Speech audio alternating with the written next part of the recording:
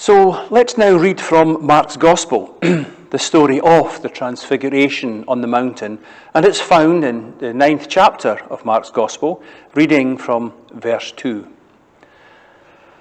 After 6 days, Jesus took Peter, James, and John with him and led them up a high mountain where they were all alone. There he was transfigured before them. His clothes became dazzling white, brighter than anyone in the world could bleach them. And there appeared before them Elijah and Moses, who were talking with Jesus. Peter said to Jesus, "Rabbi, it is good for us to be here. Let us put up 3 shelters, one for you, one for Moses, and one for Elijah." He did not know what to say. They were so frightened. Then a cloud appeared and covered them. And a voice came from the cloud, "This is my Son whom I love. Listen to him." Suddenly, when they looked around, they no longer saw anyone with them except Jesus. As they were coming down the mountain, Jesus gave them orders not to tell anyone what they had seen until the Son of Man had risen from the dead. They kept the matter to themselves, discussing what rising from the dead meant. And they asked him, "Why do the teachers of the law say that Elijah must come first?" Jesus replied, "To be sure, Elijah does come first and restores all things. Why then is it written that the Son of Man must suffer much and be rejected? But I tell you, Elijah has come, and they have done to him everything they wished, just as it is written about him." When they came to the other disciples, they saw a large crowd around him and the teachers of the law arguing with them. As soon as all the people saw Jesus, they were overwhelmed with wonder and ran to greet him. "What are you arguing with them about?" he asked. A man in the crowd answered, "Teacher, I brought you my son who is possessed by a spirit and has robbed him of speech. Whenever it seizes him, it throws him to the ground. He foams at the mouth, gnashes his teeth, and becomes rigid. I asked your disciples to drive out the spirit, but they could not." "You unbelieving generation," Jesus replied, "how long shall I stay with you? How long shall I put up with you? Bring the boy to me." So they brought him. When the spirit saw Jesus, it immediately threw the boy into a convulsion. He fell to the ground and rolled around, foaming at the mouth. Jesus asked the boy's father, "How long has he been like this?" "From childhood," he answered. "It has often thrown him into fire or water to kill him. But if you can do anything, take pity on us and help us." "If you can," said Jesus, "everything is possible for one who believes." Immediately the boy's father exclaimed, "I do believe. Help me overcome my unbelief." Jesus saw that a crowd was running to the scene. He rebuked the impure spirit. "You deaf and mute spirit," he said, "I command you, come out of him and never enter him again." The spirit shrieked, convulsed him violently, and came out. The boy looked so much like a corpse that many said, "He's dead." But Jesus took him by the hand and lifted him to his feet, and he stood up. Amen. May God bless to us this reading from his word. It's quite a number of years now since I saw for the first time at the Playhouse in Edinburgh the musical Les Miserables. The hero is a man called Jean Valjean. After spending many years in prison for simply stealing a loaf of bread to feed his sister's starving child, he is eventually released. And after many more years, he rebuilds his life. He becomes a successful factory owner and mayor of the town. One of the girls who works for him, Fantine, is a single parent. Fantine's daughter is Cosette. Cosette is looked after by an innkeeper and his wife, who are a pair of greedy crooks. Cosette suffers from ill health, and Fantine has to regularly send money for medicine as well as her keep.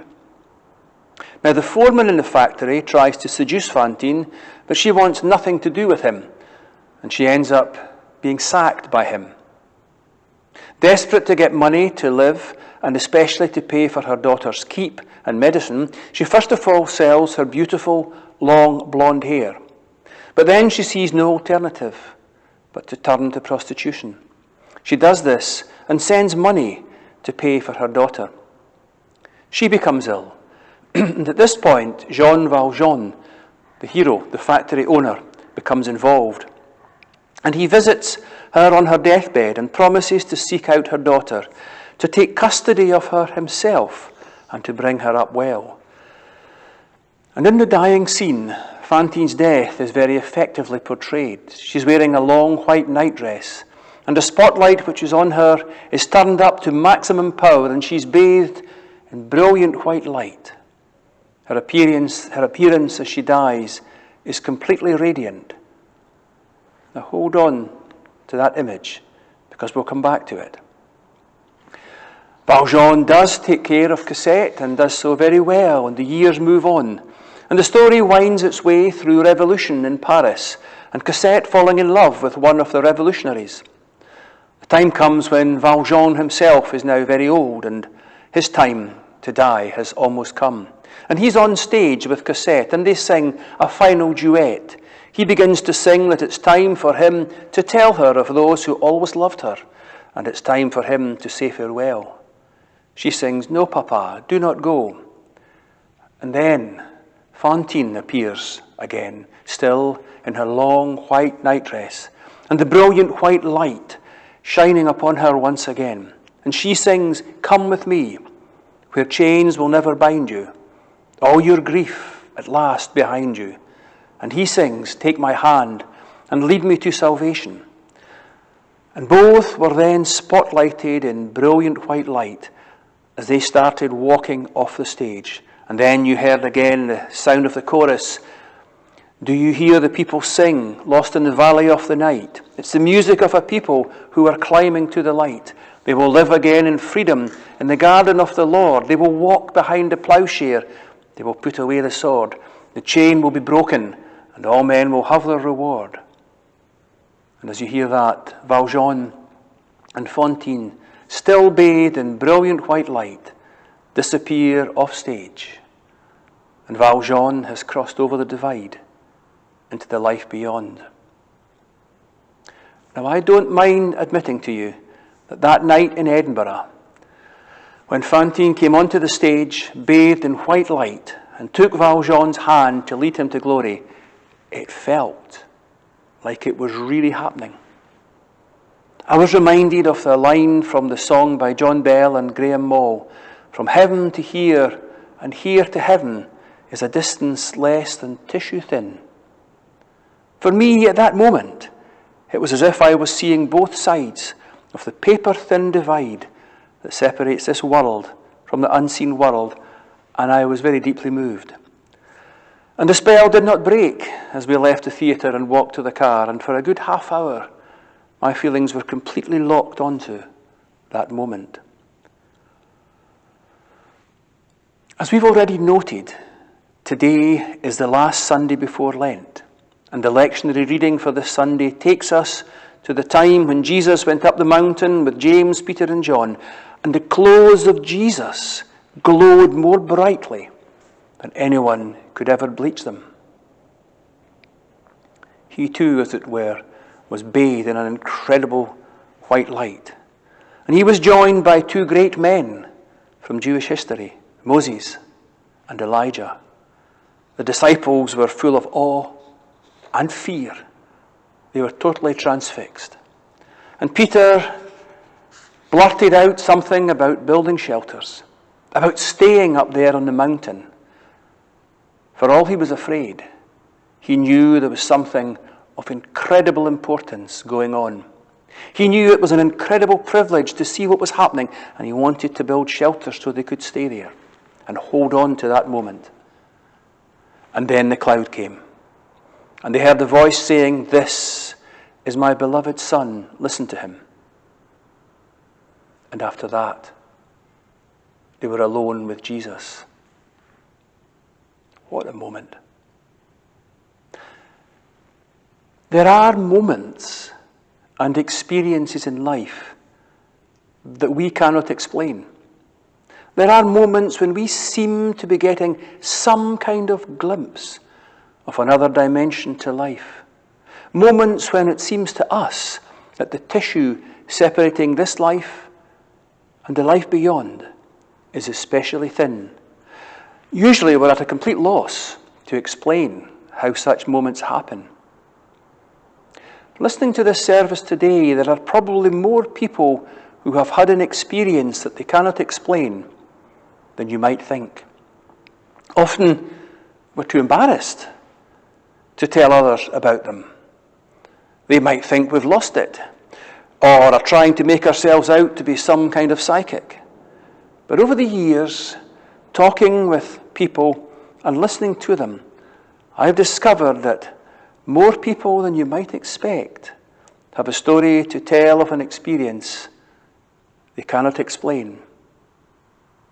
But these moments give us only a glimpse, and they last for perhaps only a moment, and then it's back to normal life. And that's what happened for Jesus and the disciples. They went back down the mountain, and the first thing that happens is they're confronted with a boy who is described as being possessed by an evil spirit, but the disciples who were remaining down below were unable to cast out the demon.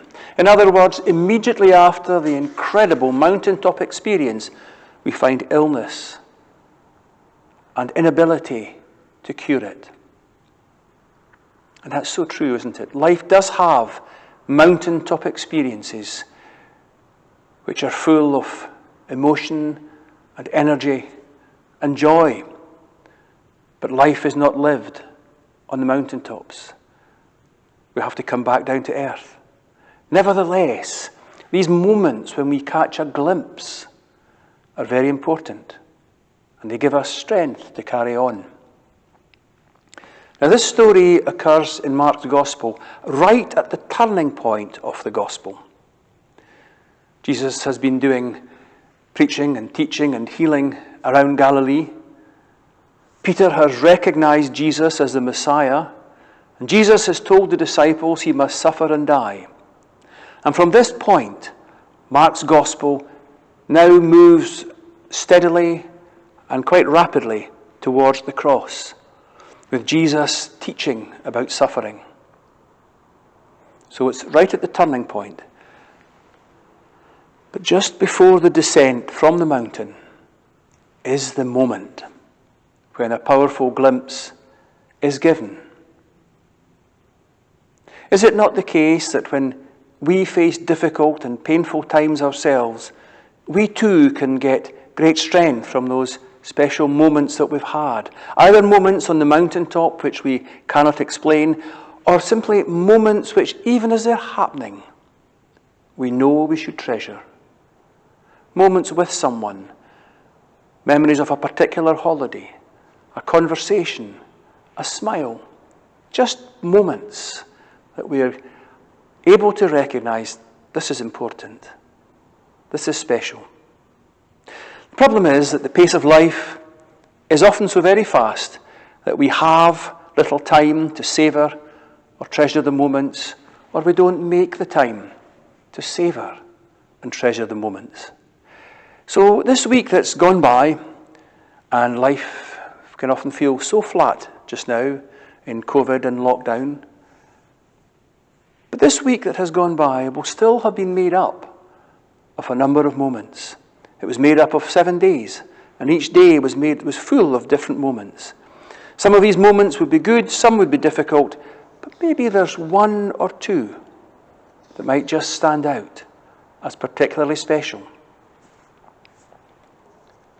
Today, as you look back over the week, do you have a feeling of the week as a whole with its ebb and flow and the odd special moment? Or is it all just a blur?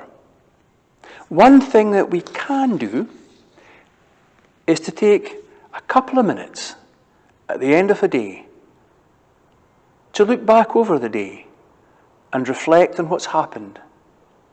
What's been good? What's been challenging? And has there been any moment, a snippet of a conversation, a phone call, hearing a song that means a lot to us, something we saw on television, who knows? Something that's especially important We can take time, we can make time to savour these moments. And we can ask God to help us to understand more fully what this means, what it might be saying to us, how it might be a source of comfort, strength, help, and guidance. As we do this, we can catch a glimpse of what God is saying to us in the everyday fabric of our lives. As we do this, we can find that light does shine on our everyday lives, and our lives can also be changed, transformed, and transfigured. Amen. We listen now to the hymn, Immortal, Invisible, God only wise.